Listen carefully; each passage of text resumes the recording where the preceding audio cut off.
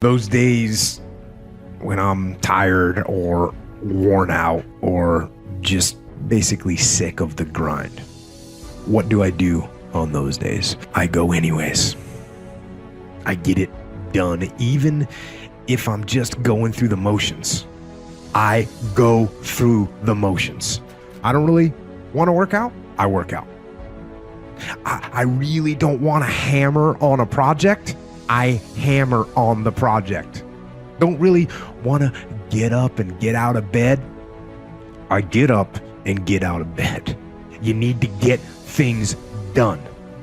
Yes, it's possible that you can choose your future and direct the course of your life as you run toward your dream.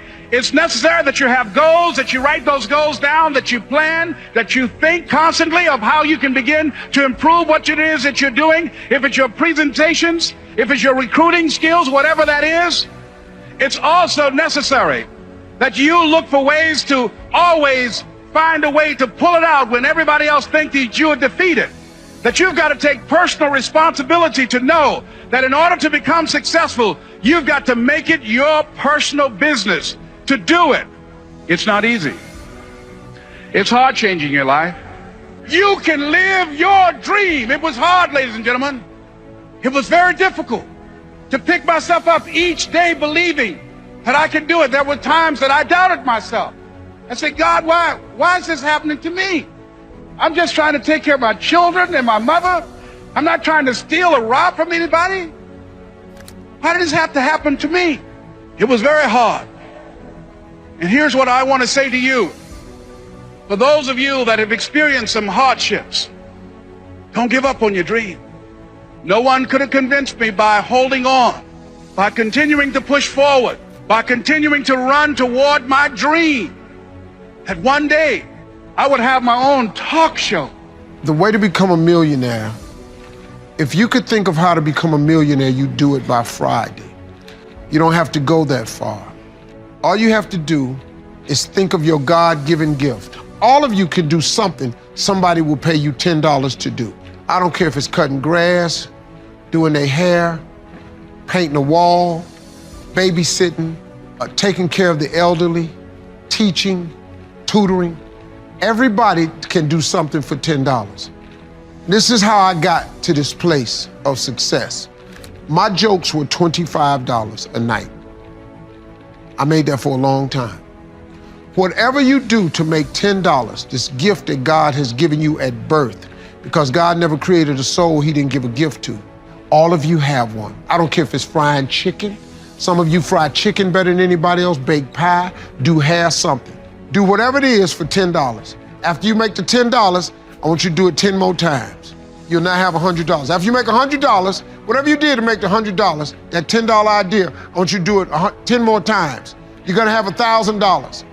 Now, it's gonna get a little more difficult, but after you make $1,000, whatever you did to make the $1,000, I want you to do it 10 more times. You now have $10,000. Now we gotta focus now. Whatever you did to make $10,000 that started off with your $10 idea, what I want you to do is focus. I want you to do it 10 more times. You now have $100,000. Now, this is where it gets very, very difficult. You're gonna have to hire some people. You're gonna have to pay some people some money. But you take that $100,000 and you reinvest it. And what I want you to do is whatever you did to make the $10 that you did 100 times that turned into $100,000, all I want you to do is take that same idea. Don't change nothing. Do it 10 more times. I got news for you. You have just made $1 million.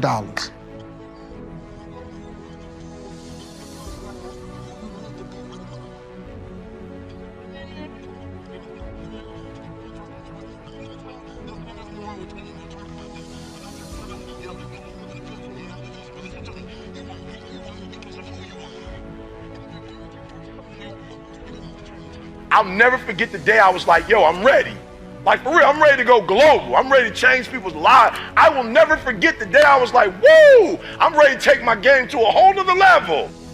I remember, now you gotta remember, I'm a man of faith. And so I was praying and I heard it. It was crazy, I heard it. I was like, all right, what books do I need to read? I'm ready. What conference do I need to go to? I'm ready. Just show me the book. I'm ready. Show me the conference. Take me to the guru. I'm ready. Just show me what I need to say. You know, my resolution, my goal, my outcome for this month, this week, this year is to lose X number of pounds. That's okay, but it's not very compelling. It has to be a compelling vision. It's got to have something that has the power to pull you, not something you have to push yourself to do. Those are two different kinds of motivation. Push requires willpower, and willpower never lasts. What will last is pull. Having something so exciting, so attractive, something you desire so much that you have a hard time going to sleep at night and you get so up early in the morning to rock it and take it to the next level. That's what you're looking to create. And that isn't easy to get. But one of the reasons we do seminars and events and we say, you know, why do that? Why not just read a book or something? Is because when you get in an environment where you're with people that are being put in a peak state, like when you're going to a sporting event, if you watch a sporting event at home, it might have a certain level of excitement. But when you're in a stadium with 50,000 people, suddenly it has a whole different level of intensity. And we feel that. And the bottom line of our follow through comes down to our emotional intensity. In a different state of mind, you're going to come up with a much better and a more exciting vision than if you're sitting on the couch going, okay, what are my new resolutions for this year? And you're doing it the morning after the new year has started and you're a little inebriated and the football game's on in the background. Probably not going to have the power of focus there. Probably not going to have the power of the energy to create something that's going to pull you for this year. And you got to do that. You don't let the fear take you over if you've got strong enough reasons.